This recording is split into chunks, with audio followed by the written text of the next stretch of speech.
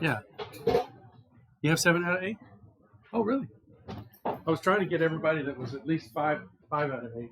How much do I report? Okay. All right. Yeah,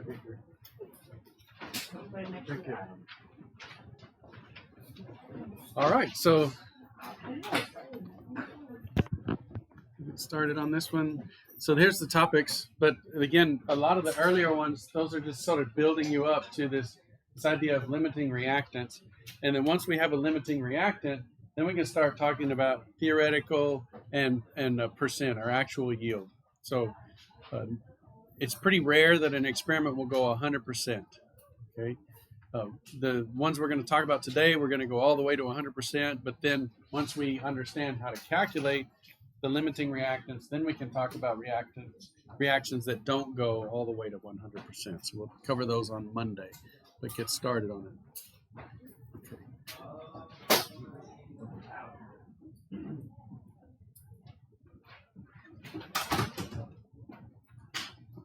All right, so let's first start talking about just doing mole-to-mole reactions. And the very first thing that you'll notice in these problems is you have to remember your naming. So that's why I beat that drum so loudly and so long about learning your names, because you get things like, well, in this case, they give you the formulas, but sometimes they don't. You know, if they said acetic acid, technically they don't have to give you the formula, because you should know acetic acid. Now, ethanol, we haven't done the organic naming, so they should give you the formula for ethanol. But you need to be ready to just see the words and know what those chemicals are. You can't even do the problem. Okay. The first step in all of these, though, is to balance the reaction. So step one is always to construct a balanced chemical equation. And to do that, you need to look at the text of the problem, and you need to know what are the reactants and what are the products. So I've color-coded the text of the problem.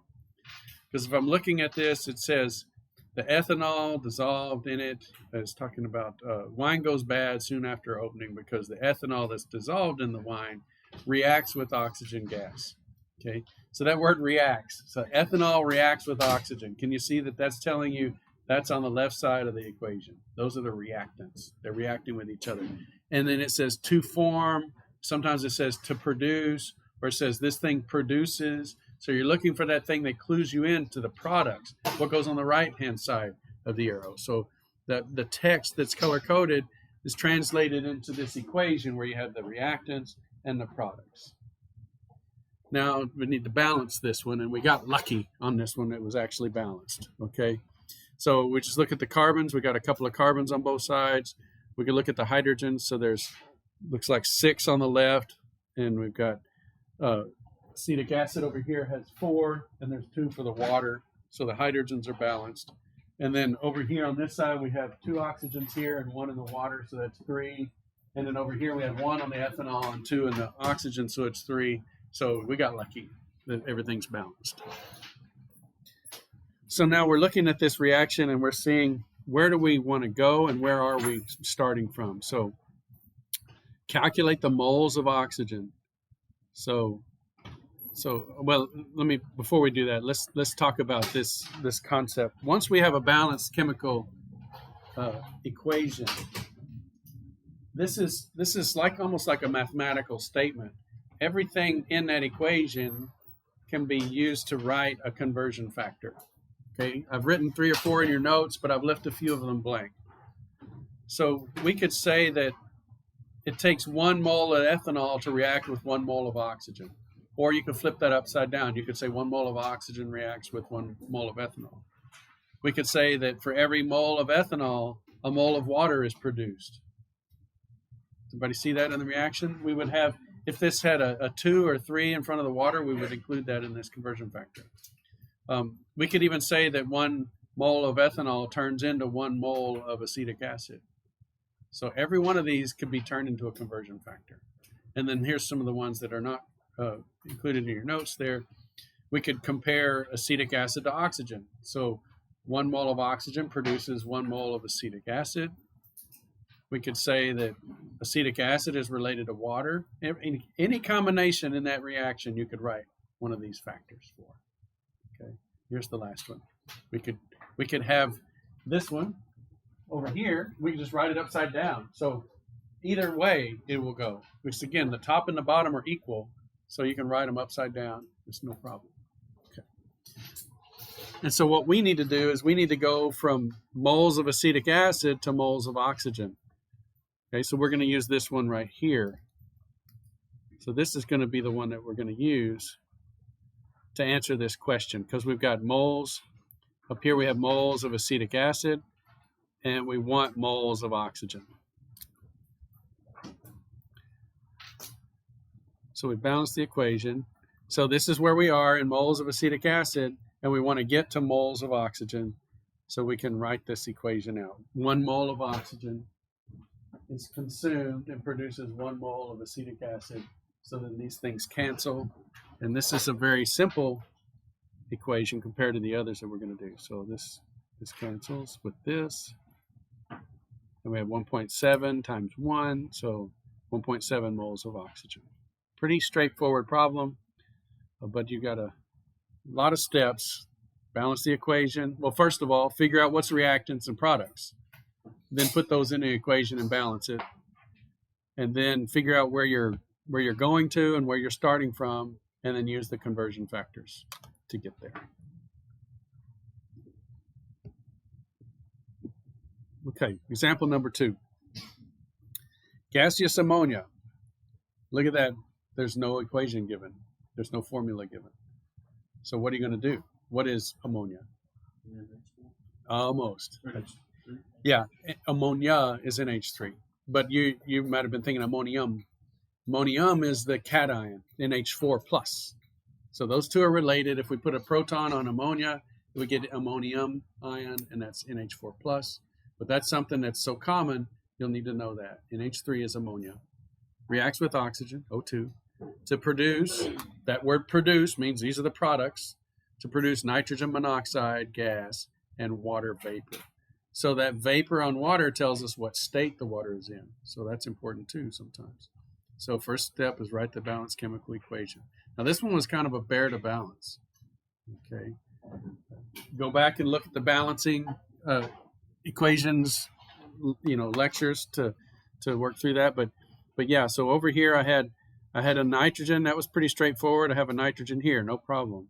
I have 3 hydrogens, and that's a problem because I have 2. They come in pairs over here. So I need to figure out how to get 2 out of 3. And it was still that kind of 2-3 thing that we did with the charges. So cross multiplication works. So I had 2. I started out with 2 ammonias and 3 waters. So that gave me 6 hydrogens on either side. Now I do the oxygens last. So I had 1 oxygen here, and I had 3 oxygens there. Let's see. 2. Oh no, I had 2. So this made a 2 here. So I had two oxygens here, and with this 3, I needed 5. And so over here I had 5 halves. And I didn't want that. I wanted whole numbers. And so I had to multiply everything by 2. So I multiplied all of these by 2. And I ended up with 4 there, 5 there, 4 there, and 6 there. So that's how I got to the balanced chemical equation. Okay. So looking at the rest of the problem, calculate the moles of oxygen. So that's where we're going. To produce 1.3 moles of nitrogen monoxide. Okay, so 1.3 moles of nitrogen monoxide. Here's my conversion factor. 5 moles of oxygen for every 4 moles of nitric oxide, nitrogen monoxide. Okay, and so I end up with 1.63 moles of oxygen. So does everybody see in the equation?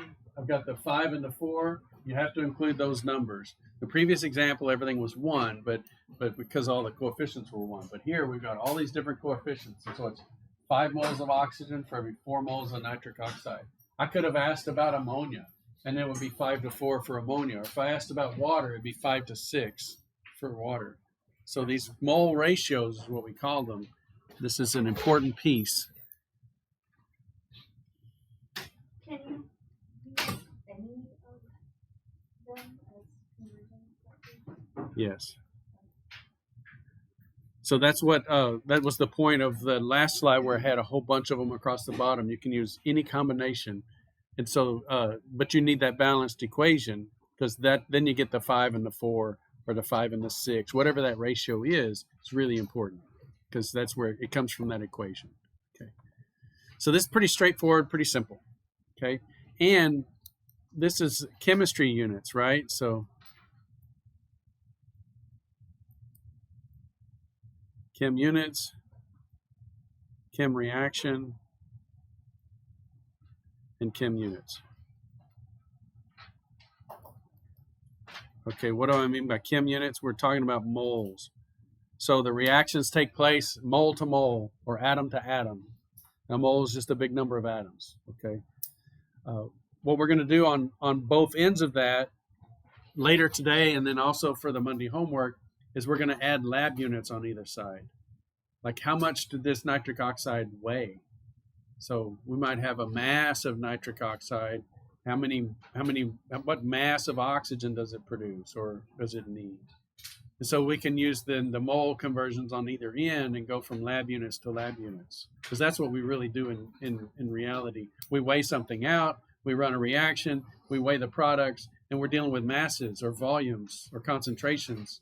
And yet this is just pared that problem down to just looking at moles as an introductory point. Okay, so what I'm going to do is introduce a good way of thinking about these problems. Raise your hand if you're going to go on to Chem 2. Almost everybody. Okay. Chem 2, you get into equilibrium. And to do equilibrium, we use the ICE table. Okay. ICE stands for initial change in equilibrium in Chem 2. But we're not doing equilibrium today. So I don't necessarily want to use that word, but I still need an E. So I'm going to call it end. Right? The reaction starts and ends. It has initial, a change, and an end. Okay.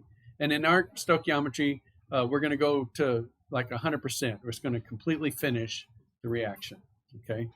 So ICE, and this is a way of thinking about these problems. I'm going to introduce it to you for stoichiometry, and then you'll be ready to go when you get to Chem 2, and you'll be making an A. Okay. Let's do it. Okay. So this is our balanced chemical equation. And here's the table. So notice how it's oriented. The equation's at the top, and then I put dividers. See where the plus sign is? So this is the column for ammonia. This is the column for oxygen. Then there's a divider. This is the column for nitric oxide or nitrogen monoxide. And this is the column for water. So it's a table, and the reaction serves as the column headings. So everything about ammonia in this reaction is going to be in this first column, and everything about oxygen is going to be here. So that's a foundational concept. Okay. So let's put what we know here. So we know that the products we know that the reactants go away. So on this middle row, the chemical change, the ammonia is going to go away at a rate of 4x. And oxygen's going to go away faster. So it has a 5 in front of it. So it's going to go away faster, 5x. We don't really know what x is yet, but it's just think about the speed of the reaction. It's going to go away at say, 5 moles per second, as opposed to 4 moles per second, the way these react. So the reactants are going away. That's where the negative signs are. See where the double-headed or the arrow is? Okay. Then on the right side, we have the products, and they're going to show up. So nitrogen monoxide is going to show up at 4x speed, and then water is going to really come in fast. It's going to show up at 6x. So you see how the reaction, this change, the chemical change, is capturing just the coefficients in the reaction. So whatever the coefficient is, if it's a 4, then it's 4x. If it's a reactant, it's minus. If it's a 4, it's 4x. But if it's a product, it's plus, because the products appear and the reactants disappear. Pretty simple concept. Okay. Now, in our problem, it said it produced 1.3 moles of nitrogen monoxide. Okay. If you look at the problem, it says how much oxygen was needed to produce 1.3 moles of nitric oxide. Okay. And so our question was, we started out, this wasn't stated in the problem, but this is assumed, right? We started out with no moles of nitric oxide, and we ended up with 1.3 moles of nitric oxide. We started out with 0 moles of water, and even though the problem wasn't talking about water, it could have. And so this is why I want to introduce you to this table. If you can fill out every square in this table, you can answer any question that I could ask you. Because I could have asked you from 1.3 moles of nitric oxide, I could have asked you about water, or Alex could have. Okay. But we don't know at this point. We can calculate that, but at this point we don't know. We know after the reaction, we've run out of oxygen because we're going to go to the end. We're going to finish all the reactions. But how much did we start with?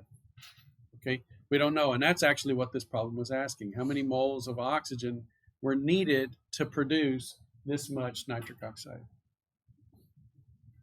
And then ammonia, again, we're over here. We don't know how much ammonia we started out with, but if we're going completely to the end of the reaction, we're going to have 0 ammonia, 0 oxygen. Everything, all the reactants have turned into products. And so all of those question marks would be legitimate questions for Alex or for me on the test. Okay, so if we say 1.3 moles of nitrogen monoxide were produced by how many moles of ammonia, or how many moles of oxygen, or they were produced and how many moles of water were also produced, right? So we could ask any one of those questions. So if you could do this table and you're comfortable with using the table, you can answer any one of those. Okay.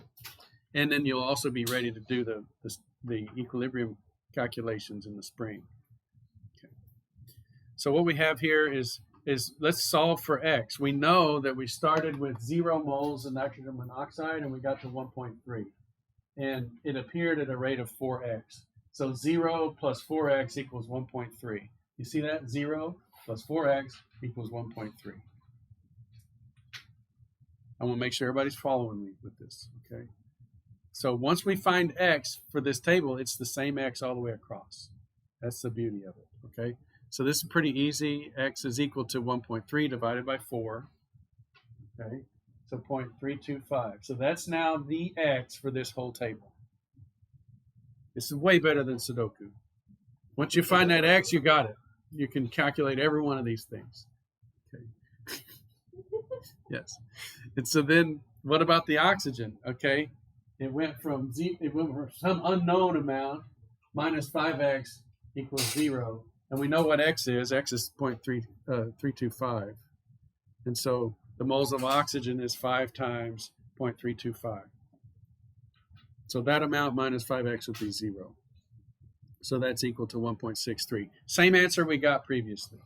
Now this looks like a totally confusing way to do what a simple calculation that previous slide was. But the way of thinking about these problems, this is a better way to think about them. This is what's called the mass action table. What's happening as the reactants disappear and the products appear. If you can think of it in terms of this table, you'll be ready to go for equilibrium. You'll be ready to go for kinetics too, actually, because we could have X be something that happens per second or whatever, and we can see how fast the reactants go away and how fast the products show up. So we've answered the same question, but with a whole lot more work, right? So if you want, I mean, you don't have to use the table. This let me back all the way up. This, give this 10. This will work every time, okay? But in terms of thinking about the problem, the table method is really, really good. So, okay. All right, so this was we started here and we ended up there, and we did the 5-to-4 ratio. So we divided by the 4 and we multiplied by the 5. So we did that in that same problem. So we did exactly the same math. That's why we got the same answer. Okay. Now, what if we wanted to know the ammonia piece? So ammonia is going from from some unknown amount of ammonia, minus 4x equals 0. And we know x already. So it's 4 times 0.325. And so the ammonia is 1.3. So see, once you find x, then the table is real quick. You don't have to do all of these other conversions. So we have 1.3 for the ammonia. What about the water? So here's water. Again, 0 plus 6x equals the number of moles of water, and and x is 0.325, and so it's 1.95 for the water. Yes. How did you find x? We found x from this column because we had started with 0 nitrogen monoxide and had 1.3 at the end. This was given in the problem. So it said to produce 1.3 moles of nitrogen monoxide. So we had the end result for the nitrogen monoxide. And once we have the end result, we assume we start with 0, and then we find x. So we basically divided this by 4 to find the x. That's a good question. But once you have that x, then it's the x for the whole table. And then you can easily find this column and this column and that column. So it's very, very quick once you solve for x. Okay, so now we've got everything in the whole table. Now all of these are in chemical units or moles. So we could add a row above and a row below that has the lab units. So we might have lab units for the initial, which has grams, or these are gases, so it might be volumes of a gas using an ideal gas law, PV equals nRT. So there's lots of things we can do to you on the lab unit side. We could have concentrations and volumes. We could have gas volumes or partial pressures. We could do lots of things in that, going from moles to whatever you measure in the lab. Okay, and so that's, but still this table format would work well for all of those. Okay, so this was the original question. How many moles of oxygen were needed to produce 1.3 moles of nitric oxide or nitrogen monoxide? And this was the simple calculation of that. Notice it was the 1.3 here divided by 4 to get to x, and then multiplied by 5x to get to moles of oxygen, and we end up, so we kind of went this way. We went up to x, over to this column, and then up to moles of oxygen. So we're going through the table different ways. Now I could have asked, or Alex could have asked these other questions. How many moles of ammonia are needed to produce 1.3? And so there we have, it's 4 to 4. So it's the same. I go up, where's the pen? So I went up here all the way over to this column and then up to ammonia. But you see it's 4 to 4. So it's going to be the same. If I produced 1.3 moles of nitrogen monoxide, I needed to use 1.3 moles of ammonia. In fact, that would be almost such an easy question. You know, if you looked at it and you go, oh, they have the same mole ratio, 4 to 4. I don't even have to change the number. I don't need my calculator. And then how many moles of water are also produced when 1.3 moles of nitrogen monoxide are produced? Well, that's this 4 to 6 ratio. So we went up from 1.3 divided by 4 times 6 and came down here. So this is the ice table. Now, what we'll do next is be talking about when one of these runs out and the other one doesn't. So let's say we were given 2 moles of oxygen and a half a mole of ammonia and said, run this reaction forward. We only have half a mole of ammonia, and we need a lot more oxygen than 2. So we're going to run out of ammonia, and we're going to have excess oxygen left behind.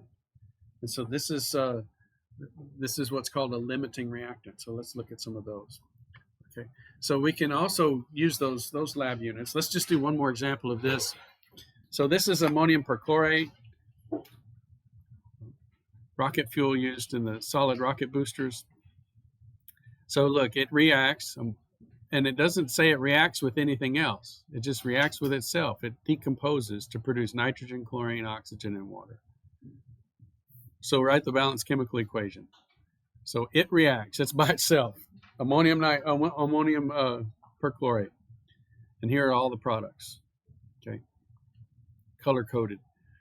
And so I had to double the ammonium perchlorate because of the nitrogen gas comes in pairs in two, and then I had to double some other things. So we want to go to grams of chlorine gas. This is what mass of chlorine gas is produced by the reaction of 9.67 grams of ammonium perchlorate. So notice we're in lab units in this case. We've got grams and grams. So the very first thing we're going to want to do is calculate the molar mass of this ammonium perchlorate. So I do that in a table format. So we've got one mole of nitrogen, 4 moles of hydrogen, 1 mole of chlorine, and 4 moles of oxygen. So here's my partial sums, and I add all those up together, and I get 117.5. So do that off to the side. And then for the ammonium chlorate, I'm getting out of grams of ammonium chlorate and into moles. So this was the lab unit to chem unit piece. So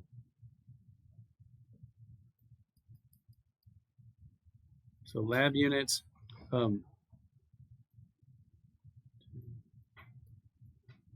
to chem units. Then we do the mole ratio. So we look at the balanced chemical equation. We want to get out of ammonium perchlorate and into chlorine.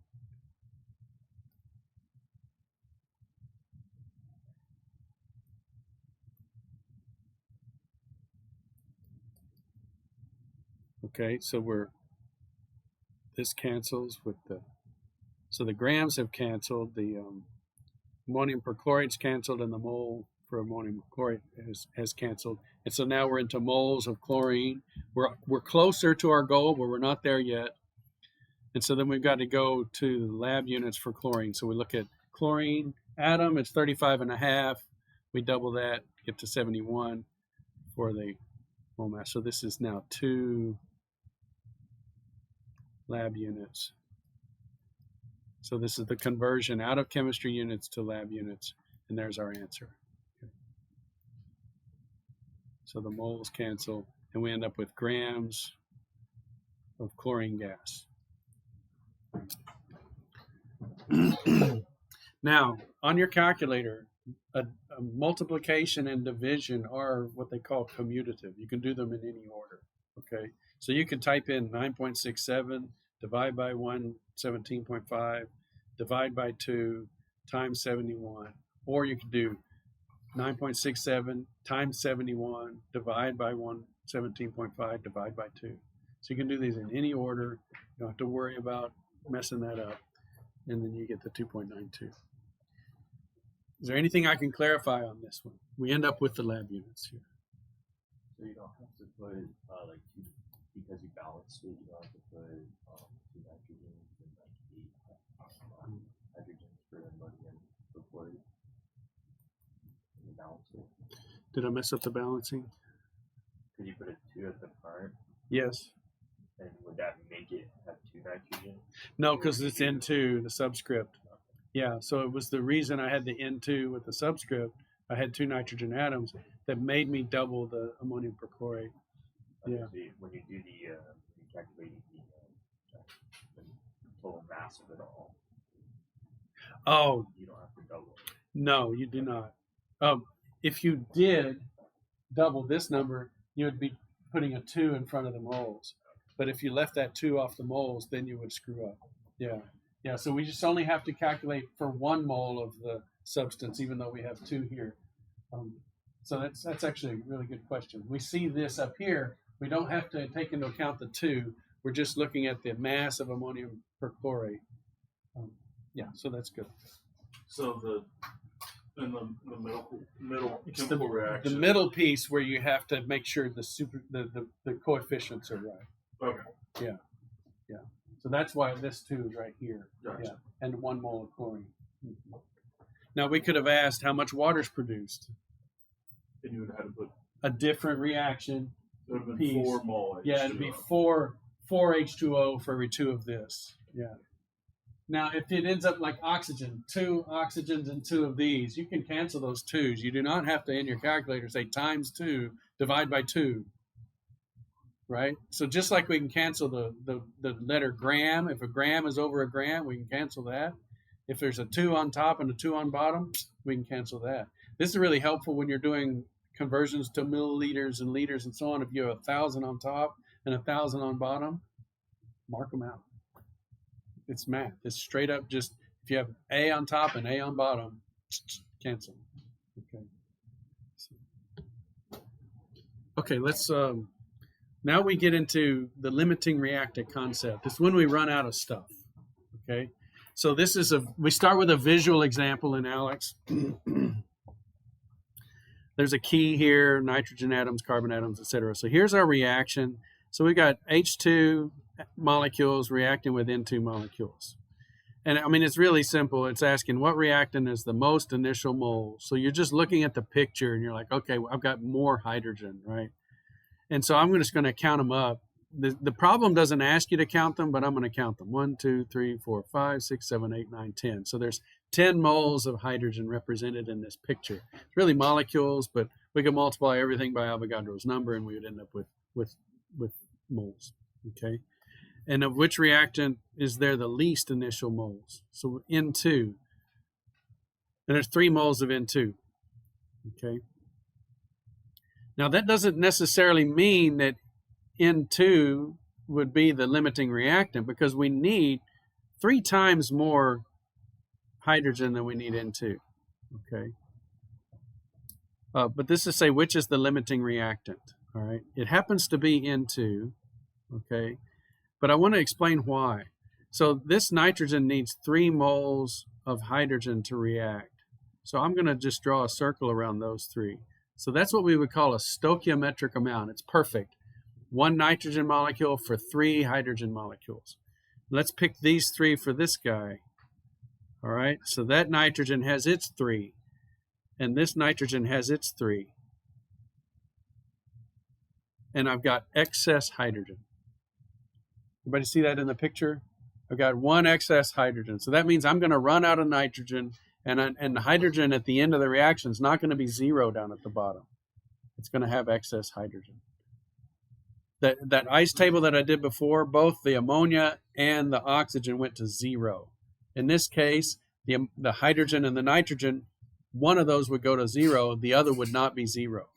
Okay. The one that goes to 0 is the limiting reactant. You've run out. Okay. So now if we had a different picture, let's say we had, let me just draw a little picture. Nitrogen into H2, H2. So let's make it simple. This is our box, right? So which reactant is the most initial moles? Well, there's 2 hydrogens, so that's the most. Which one has the least initial moles? There's nitrogen is the least, but which is the limiting reactant? Hydrogen, because I can't make an ammonia without 1 more hydrogen. So I'm going to run out of hydrogen before I can even make a whole set of ammonia molecules out of this. So hydrogen would be the limiting reactant because it's not at the ratio of 3 to 2. It's at 3 to 1. It's at the ratio of 2 to 1. And so I'm going to run out of that hydrogen. Yes. Okay. So how to identify a limiting reactant problem? So when we're given a problem, now Alex tells you this is a limiting reactant problem, but what if it didn't, okay? If you didn't have the blue text and you had just the black text with the colors that I've added, it says nitrogen dioxide gas and liquid water react to form aqueous nitric acid and nitrogen monoxide gas. Can you see why I colored them the way I did? So the orange one says nitrogen dioxide and water react. They're your reactants. Okay. And then that magic word to form, okay, to form, to produce. Those are the products. Produce the products, that nitric acid and nitrogen monoxide gas. So those are in blue, those are the products. Now, here's the important piece. Suppose you had 1 mole of NO2 and 11 moles of H2O. Hold on a minute. I'm given amounts of both of my reactants. Which one is going to run out? We don't know. But anytime you're given, you have to balance the equation. But looking at the problem, notice you have an amount given for more than one reactant. Okay. So if I'm looking at my reactants and I've got amounts, initial amounts for both of those, I don't know which one of those is going to go to 0. Now maybe I'm lucky and it's exactly the right ratio where they both go to 0, but that's not always the case. So it's rare that you have the exact ratio that you need. You will run out of the limiting reactant. So that's the little form, the little blank you can fill out. And that we call it limiting because once it runs out, the reaction can't go anymore. So you're going to have excess of one reactant and a 0 of the other.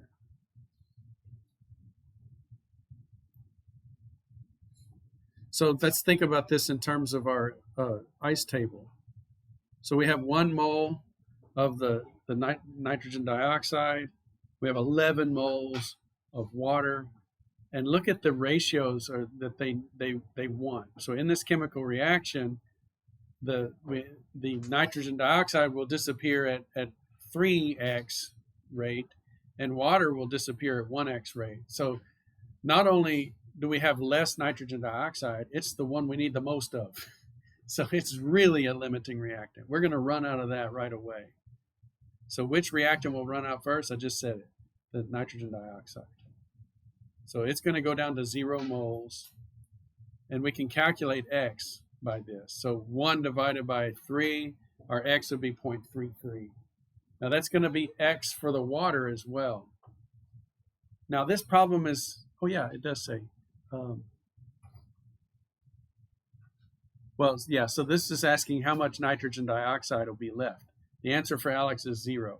What it didn't ask is how much water would be left. Well, now that we know X, we can calculate how much water would be left. So 11 minus 0.33, or 10.67 moles of water. So we have way more water than we need.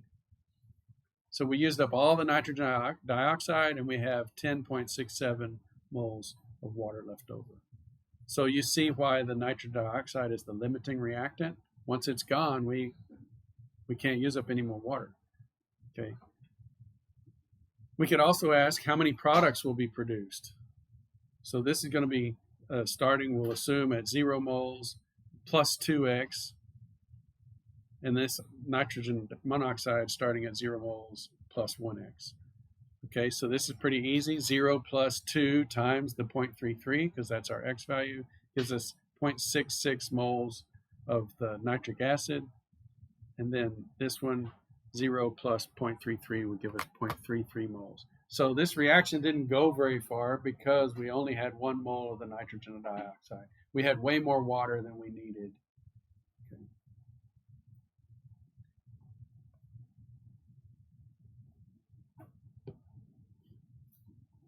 So the question that Alex was asking was super easy.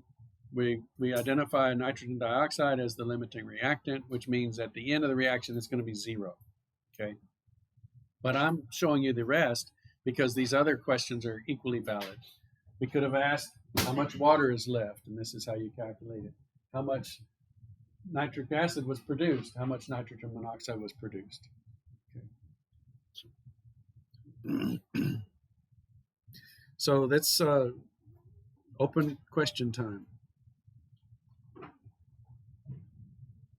Can you go back to the very first thing that I get that the end result is for the NO2 is 1 mole. Yes. But how do we get 0.33? Okay. Yeah. So we're simple. yeah, no, that's fine. So we're looking at this, and we can see that we got 1 mole of this and 11 moles of water. Okay. So we can say, well, this one is going to run out. Right. And so when we say 0 moles here, that's what we mean. We mean it runs out.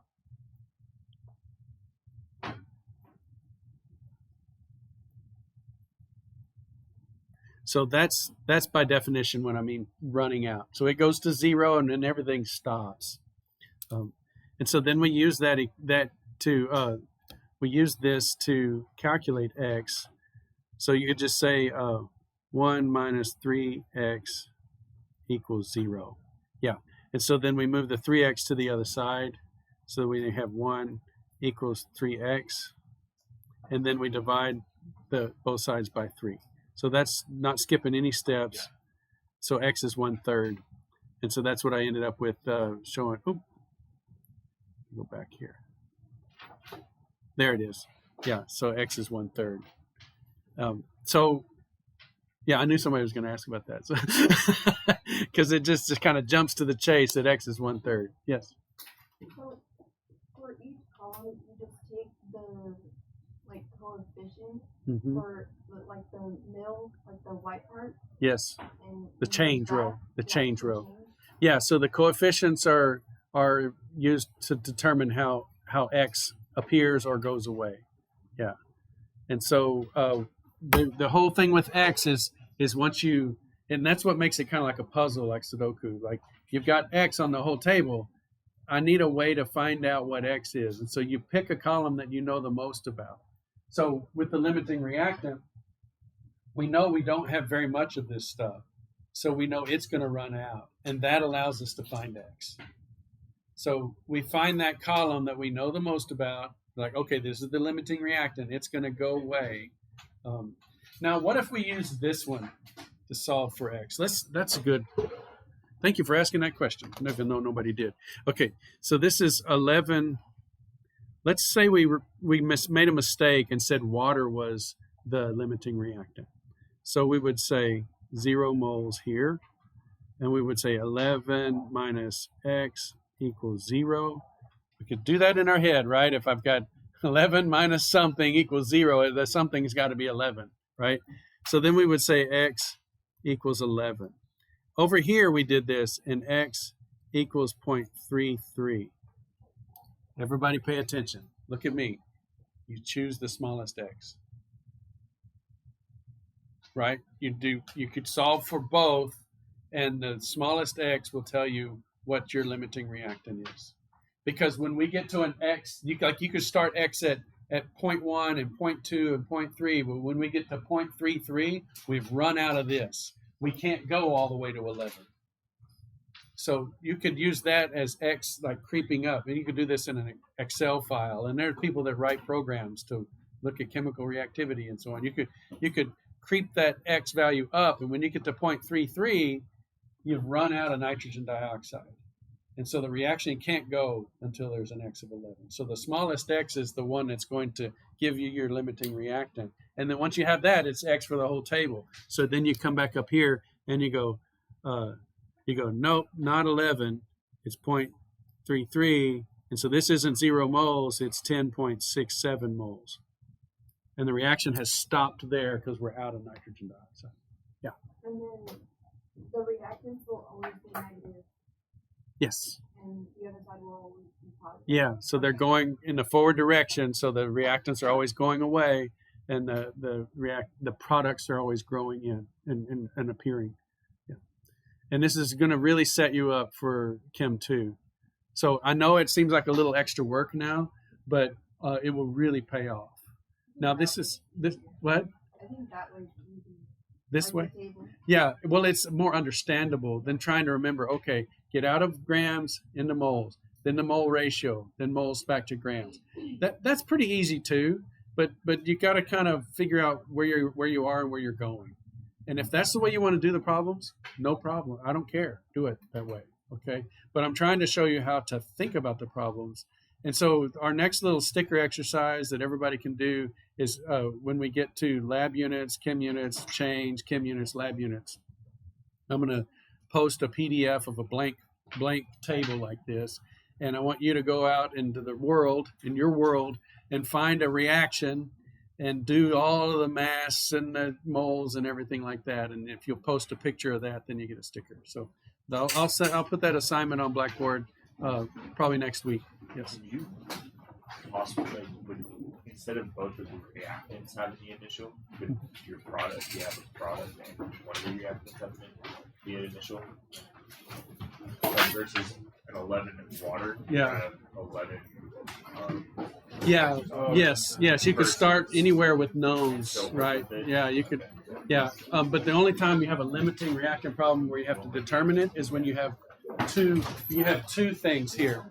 So if you're given the initial amounts for your reactants for 2 columns or more, then you got to figure out which one of those is going to run out. A lot of problems are simple. They just give you one. and you have to assume excess of the other. And then they give you the N. Yeah, They'll give you an N somewhere. yeah. But if they give you both the reactants, then you've got to scratch your head and say, well, I want to run out of one of these. Which one am I going to run out of?